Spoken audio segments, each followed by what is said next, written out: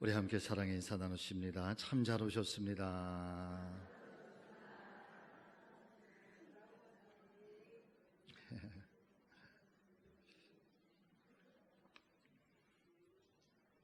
이렇게 인사하시죠. 괜찮아.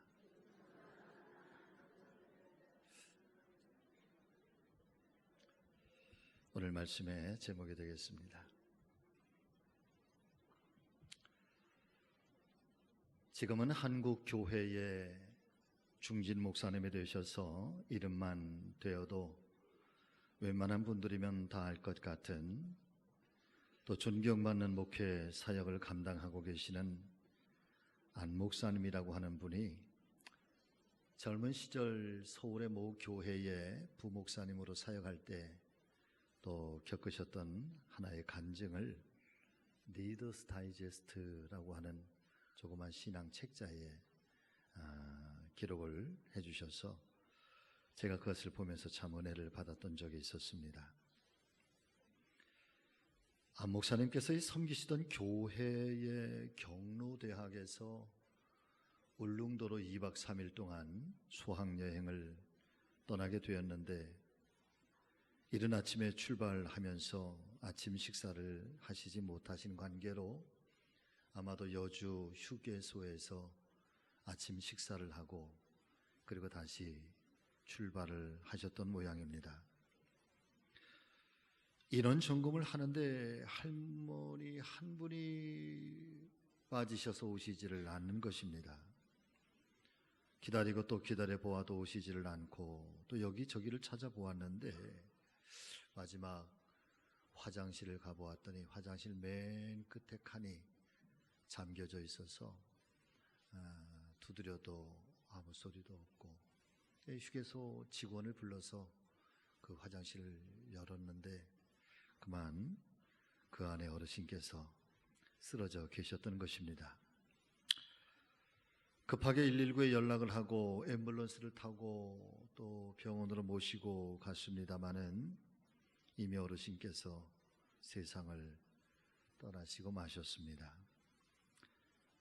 여행의 모든 일정은 취소가 되었고 또 자원봉사자들과 또 경로대학에 섬기시던 분들 그리고 모든 어르신들은 다 집으로 돌아가셨지만은 이 일의 책임자이셨던 안 목사님은 경찰에 가서 조사를 받게 되고 또 급하게 연락을 받고 내려온 아드님과 또 노년한 끝에 할머니 시신을 서울에 있는 병원으로 모시고 가서 장례를 치르기로 하고, 즐겁게 떠났던 경로대학의 수학여행이었지만은 뜻하지 않은 사고로 말미암아서 엄청난 일을 겪게 되니까 목사님 마음이 어찌할 수가 없을 만큼 굉장히 당황스러워 하셨겠지요. 30대에 아직 목회 초기여서 시신을 대해본 적도 없고 또 경찰서에 가서 조서를 받아본 적도 없고, 그러나 그런 모든 것들보다 더 목사님을 힘들게 했던 것은 연락을 받고 부랴부랴 도착한 가족들의 얼굴을 차마 볼 수가 없었다는 것입니다. 어르신을 돌보지 못했다는 자책감, 또 송구함, 그리고 미안함, 어쩔 줄 몰라 하시다가 어쨌든 일의 수습을 위해서 가족들과 함께 서울로 올라가셔서 병원에 도착했는데 또 그 사이에 소식을 듣고 또 찾아온 또 다른 가족들, 그리고 함께 교회 안에서 늘 가까이 지내셨던 교인들이 병원에서 만나는데 목사님 얼굴이 거의 사색이 되고 걱정과 두려운 마음으로 얼굴조차 들지 못해서 한쪽에서 저기 걱정하고 있는데, 그때 담임 목사님하고 사모님께서 병원에 소식을 듣고 오셨는데 가까이 더 오시더니 가만히 등을 두드려 주시면서 하시는 말씀, 안 목사님 힘들었지요? 괜찮아요. 그러면서 위로해 주시더라는 것입니다. 장례가 다 끝난 후에는 아들 부부가 찾아와서 목사님께 말씀해 주시기를, 마음은 아프지만 어머님이 평소 여행을 아주 좋아하셨는데 그나마 당신께서 좋아하시는 여행 중에 떠나셨으니 그나마 감사하게 생각합니다 라고 하면서 또 깍듯하게 인사를 했다는 거죠. 그런 간증을 하면서 이 안 목사님 이렇게 고백을 하고 있습니다. 저는 아마도 평생 동안 그때의 그 기억을 지우지 못할지도 모르겠습니다. 그러나 동시에 그때의 걱정과 두려운 마음으로 가득 차 있었던 저에게 목사님께서 해주셨던 그 한마디의 말씀, 힘들었지요, 괜찮아요 라고 하는 그 말씀을 저는 잊을 수가 없습니다. 오늘 이 순간까지 제 평생에 들었던 그 어떤 위로의 말씀보다도 가장 큰 힘이 되었고 용기가 되었던 말씀이었으며 오늘의 제가 있게 한 말씀이었습니다. 할렐루야. 그렇습니다. 사랑하는 여러분, 괜찮아 라고 하는 이 짧은 한마디의 말 속에는 참으로 많은 의미가 담겨져 있는 것 같습니다. 그 정도면 정말 잘한 거야 라고 하는 칭찬의 의미도 담겨져 있고, 내가 어떤 일을 했든지 다 이해할 수 있어 라고 하는 포용의 의미도 있습니다. 지금까지의 일은 다 없었던 일로 해줄게 라는 용서의 의미도 담겨 있고, 어떤 일이 있어도 나는 너를 믿어 라고 하는 신뢰의 의미, 또한 지금은 힘들지만 곧 좋아질 테니 좋아질 거야, 용기를 잃지 마 라고 하는 격려의 의미도 담겨져 있는 말이 사랑하는 여러분 바로 괜찮아 라는 말인 것 같습니다.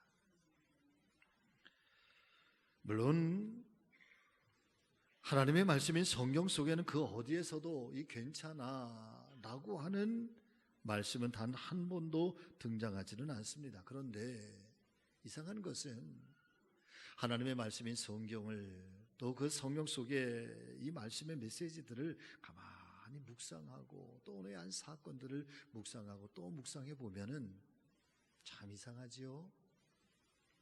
그 말씀 속에는 하나님의 음성이 괜찮아, 괜찮아 라고 하는 하나님의 말씀이 그 이야기를 통해서 나름 우리에게 들려오는 것만 같습니다. 첫 번째 이야기, 돌아온 탕자를 맞이해 주시는 아버지의 이 마음 속에는 주님의, 하나님의 괜찮아 라고 하는 그 말씀이 여러분 담겨 있는 것 같습니다. 누가복음 15장의 말씀을 보면 돌아온 탕자를 맞이해 주시는 아버지의 지극한 사랑에 관한 말씀을 우리에게 증거해 주시고 있습니다. 둘째 아들은 아버지에게 미리 유산을 달라고 해서 먼 외국으로 떠나가게 됩니다. 사랑하는 여러분, 옛날이나 지금이나 살아계신 아버지에게 유산을 달라라고 하는 것은 있을 수가 없는 것 같습니다. 왜냐하면 유산은 아버지가 돌아가신 후에 물려받는 것이지, 지금 둘째 아들처럼 아버지에게 미리 유산을 물려달라라고 하는 것은 살아계신 아버지를 죽은 아버지처럼 취급하고 있거나 아니면 아버지 빨리 좀 돌아가세요 라고 말하는 것과 다를 바가 없는 것이기 때문에 그렇죠.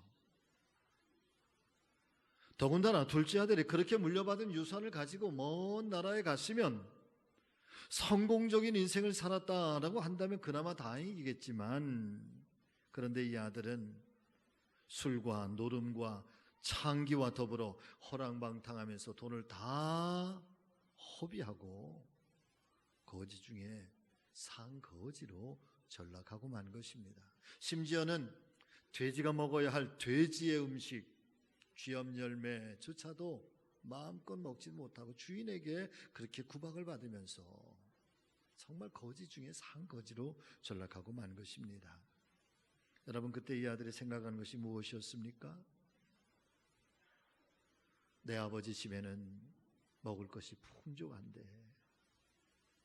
내 아버지 집에는 부족한 것이 없는데 나는 왜 아버지를 떠나서 왜 이런 불행한 인생을 살고 있는 것일까? 이제라도 내가 아버지께로 돌아가리라. 그리고 후회하면서 아버지의 품을 그리워하고 있는 것입니다.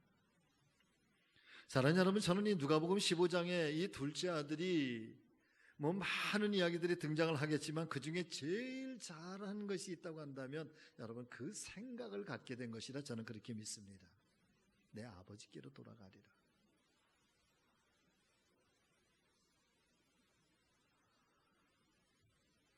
결국 이 아들은 아버지에게 돌아가기로 마음을 먹고, 자, 그런데 영체면이 말이 아닙니다.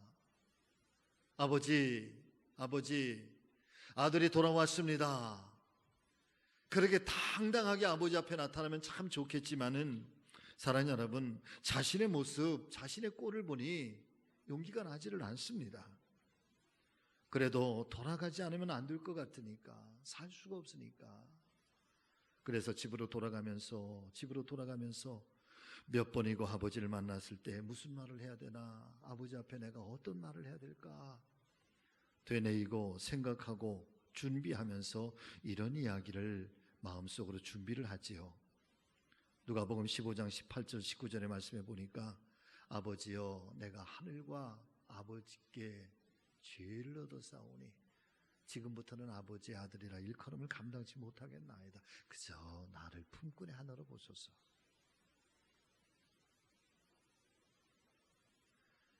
나는 더 이상 아버지의 아들이 아닙니다.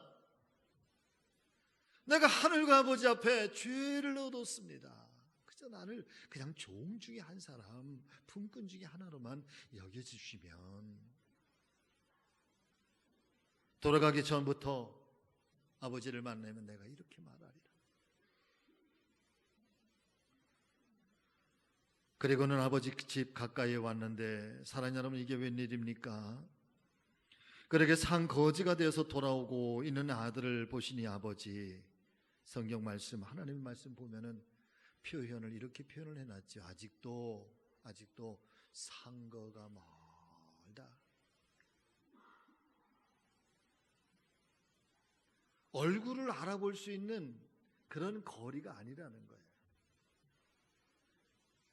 아주 멀리에서부터 이렇게 누군가가, 아주 천만한 누군가가 나타나고 있는데 얼굴도 알아볼 수도 없고 형체도 알아볼 수도 없는데, 그런데 사랑하는 여러분, 아버지는 내 아들인 것을 금방 알아보는 거예요.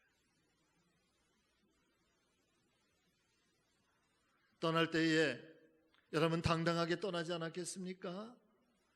떠날 때에 귀공자처럼 떠나지 않았겠습니까? 그랬더니 그 아들이 객지에서 너무 고생을 하고 산거지가 돼서 외형이야 어떻게 변했을까? 알아보긴 하겠는가? 그런데도 불구하고 아버지는 아직도 산거가 먼데 금방 당신의 아들인 것을 알아보고는 달려가셔서 그 아들을 끌어안고 입을 맞추고 기쁨으로 맞이해 주는 것이 아니겠습니까? 얼떨결에 아버지 품에 안긴 아들은 돌아오면서 수없이 연습했던 말을 하고자 했을 것입니다. 아버지, 제가 하늘과 아버지께 죄를 얻었사오니. 그런데 그렇게 연습했던 말을 이 아들은 미처 다 하지 못한 것 같습니다. 왜냐하면 아버지께서 그 말을 할 수 있도록 더 이상의 기회를 주시지 않으셨기 때문이지요. 그냥 달려오신 아버지가 그 아들을 끌어안고 다 입을 맞추고, 그리고 제일 좋은 옷으로 갈아입히고 손에 가락지를 끼워주고 신발을 새로 입혀주고, 그리고 종들에게 말하기를 제일 좋은 상을 송아지를 잡아서 큰 잔치를 베풀어라. 아무런 조건도 없이 다시 아들을 맞이해 주시고 있는 것입니다. 사랑하는 믿음의 가족 여러분, 저는 지금 이 아버지께서 베풀어 주시고 있는 이 모든 행동들, 그 이면 속에 무슨 의미가 담겨져 있는 것일까? 아들에게 달려가서 끌어안고 입을 맞추고 옷을 입혀주고 가락지를 끼워주고 신을 신겨주고 잔치를 베풀어주는 이 아버지의 마음 깊은 곳에는 여러분 한마디의 말이 그 속에 담겨져 있는 거지. 괜찮아, 괜찮아. 아들, 괜찮아. 내가 어떻게 살아왔는지 괜찮아. 나는 내가 무엇을 했는지 따지지 않을 거야.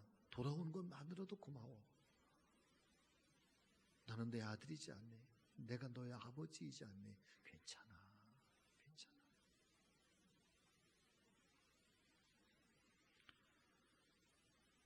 사랑의 믿음의 가족 여러분,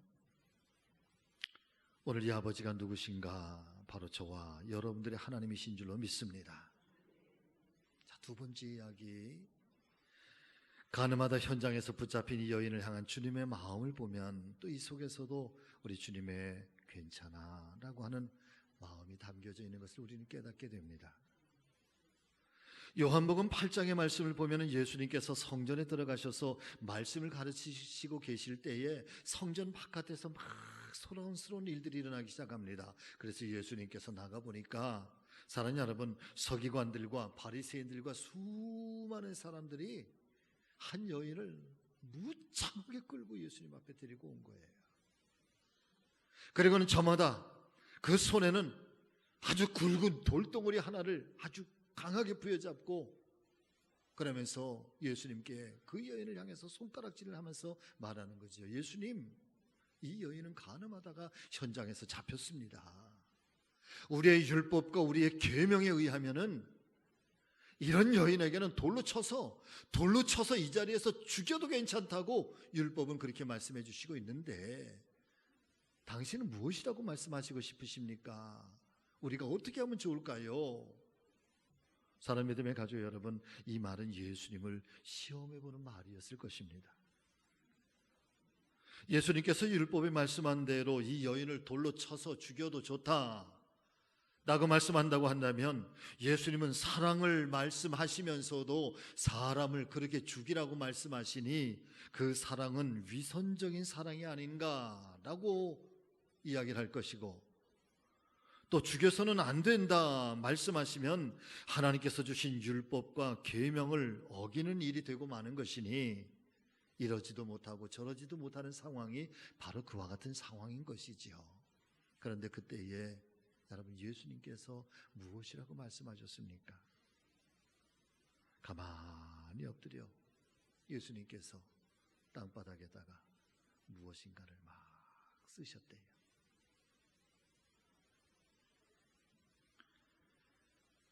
그리고 다시 일어나셔서 사람들에게 말씀하시기를, 여러분 같이 하십니다. 너희 중에 죄 없는 자가 먼저 돌로 치라. 너희 중에 죄 없는 자가 먼저 돌로 치라. 그러니까 예수님 말씀을 들었던 이 살기가 가득했던 사람들 저마다 다 양심의 가책을 받고 그 자리를 다 떠나가기 시작했다라고 말씀해 주시고 있습니다. 모든 사람들이 다 떠나간 후에 예수님께서 그 여인에게 물으십니다. 너를 정죄하던 사람들이 다 어디로 갔느냐? 예, 다 사라졌습니다. 다 떠나갔습니다. 그때 하신 말씀이죠. 나도 너를 정죄하지 아니하노니 가서 다시는 죄를 범하지 마라. 나도 너를 정죄하지 아니하노니 가서 다시는 죄를 범하지 말아라.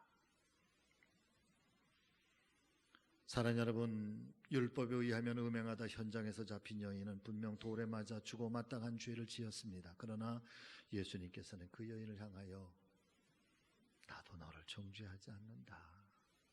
여러분, 그 앞에 예수님의 말씀 한마디가 감추어져 있는 것 같지 않으세요? 괜찮아. 나도 널 정죄하지 않아. 그런데 다시는 그렇게 살지 말아라. 할렐루야. 그러고 보면 괜찮아 라고 하는 말은 사랑이 가득 담긴 말씀이고 괜찮아 라고 하는 말은 모든 것을 용서해 주시겠다는 말씀인 것입니다. 그렇습니다. 사랑하는 여러분, 하나님은 사랑의 하나님이시고 하나님은 용서의 하나님이신 것을 믿으시기를 바랍니다. 하나님은 아무리 우리가 큰 죄를 지었다 할지라도 주님 앞에 돌아오기만 하면 괜찮아, 그렇게 말씀해 주시는 분이십니다.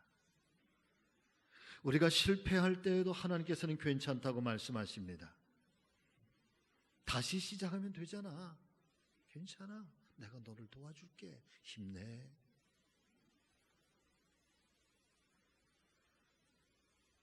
우리가 가난한 것을 부끄럽게 생각할 수도 있겠습니다만은, 그러나 그 가난함에 대해서 하나님께서는 괜찮아. 내가 너의 삶을 다시 풍요롭게 해줄 수 있어. 마흔에 배우지 못해도, 그래서 성경을 읽을 수가 없고 찬송가 가사를 볼 수가 없어도 하나님께서는 괜찮아. 남들처럼 배우지 못했어도, 남들처럼 똑똑하지 못해도 나는 네가 나를 얼마만큼이나 사랑하고 있는지, 내가 나를 진심으로 사랑하고 있는지 나는 그 마음을 더 기뻐한단다. 괜찮아. 여러분, 괜찮아 속에는 차별하지 않은 하나님의 마음이 또한 담겨져 있는 거죠. 신체적으로 몸이 건강하지 못하거나 어떤 장애가 있다 할지라도 하나님께서는 사랑의 눈으로 우리를 바라보시면서 괜찮아 라고 말씀하십니다. 나는 너를 있는 모습 그대로 나는 너를 사랑해. 괜찮아.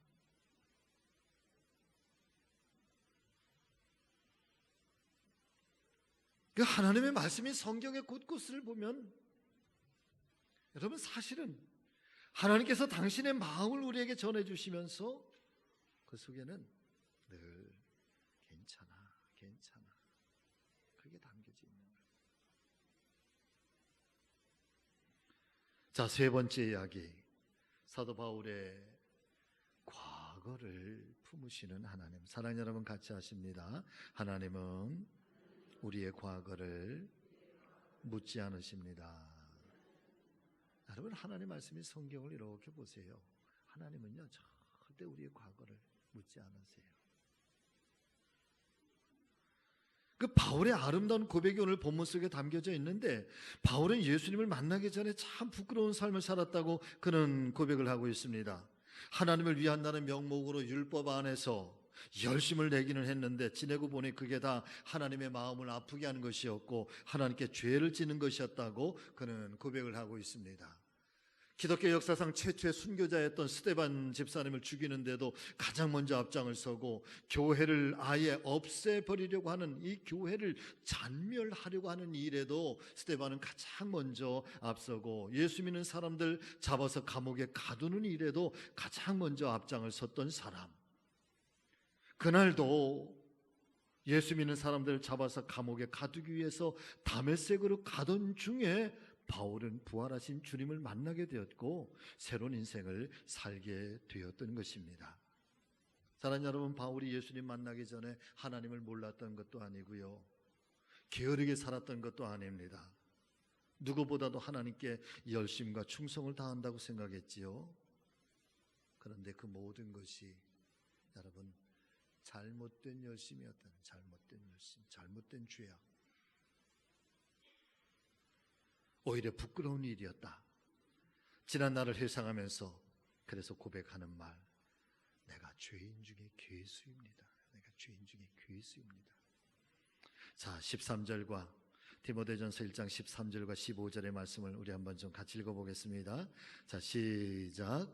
내가 전에는 비방자요 박해자요 폭행자였으나 도리어 긍휼을 입은 것은 내가 믿지 아니할 때에 알지 못하고 행하였습니다. 15절 말씀, 미쁘다 모든 사람이 받을 만한 이 말이요 그리스도 예수께서 죄인을 구원하시려고 세상에 임하셨다 하였도다. 죄인 중에 내가 괴순이라. 자, 그런 바울이 어떻게 주님의 사도가 될 수 있었던 것일까? 그리고 어떻게 기독교의 역사상 가장 위대한 전도자로 하나님의 거룩한 일꾼으로서 그렇게 위대한 인생으로 쓰임받을 수가 있었을까? 여러분, 바울의 이 고백 속에, 바울의 인생 속에서도 주님께서 베풀어 주시는 괜찮아. 여러분, 이 은혜가 바울에게도 똑같이 임하였기 때문인 줄로 믿습니다. 그렇게 하나님 앞에 회방자여 핍박자여 폭행자였던 자신을 하나님께서 불러주셨습니다. 그리고 괜찮아 라고 말씀하셨습니다. 그가 한 일로 따진다면 그는 징계를 받아야 했을 것입니다. 그러나 하나님께서는 괜찮아 라고 말씀하시면서 그를 더 큰 일에 사용하셨습니다. 그런 것들을 생각하면 사랑하는 여러분 얼마나 감사한지 모릅니다. 이런 사랑, 이런 은혜를 받을 자격이 없는데도 하나님께서는 지난날의 모든 허물과 죄를 괜찮아 라고 말씀해 주시면서 용서해 주시고 있는 거지요. 내가 지난날 어떤 사람이었든지 괜찮아. 너의 부끄러운 그 과거에 어떤 일들이 있었다 할지라도 나는 괜찮아. 그러나 다시는 그렇게 살지 말고 이제 내가 너를 필요로 한다고. 여러분, 주님의 이 음성이 오늘 아침에도 다 들려오시기를 주의 이름으로 축복합니다.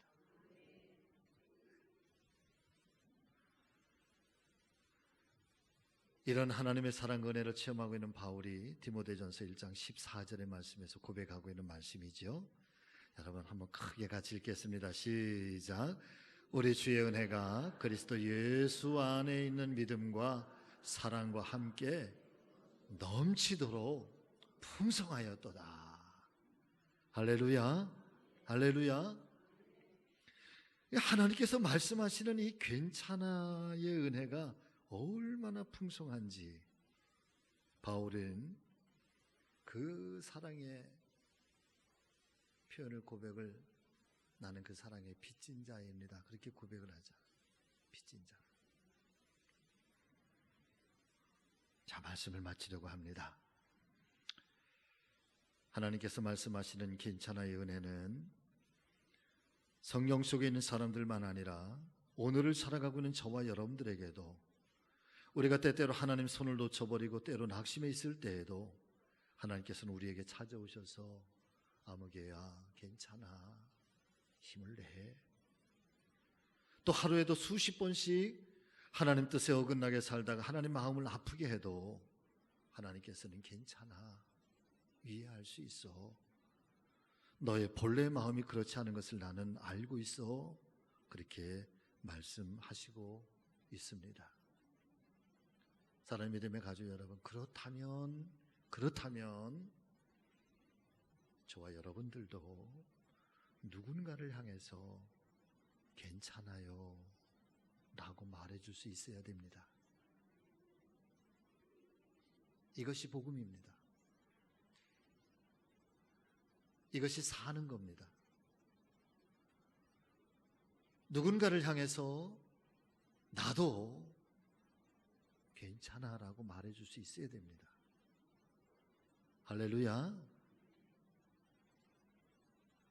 이 한마디가 우리의 삶에 여유를 주고 우리의 인격을 성숙하게 만들어주고 이 한마디가 때로 한 영혼을 살리실 수가 있습니다.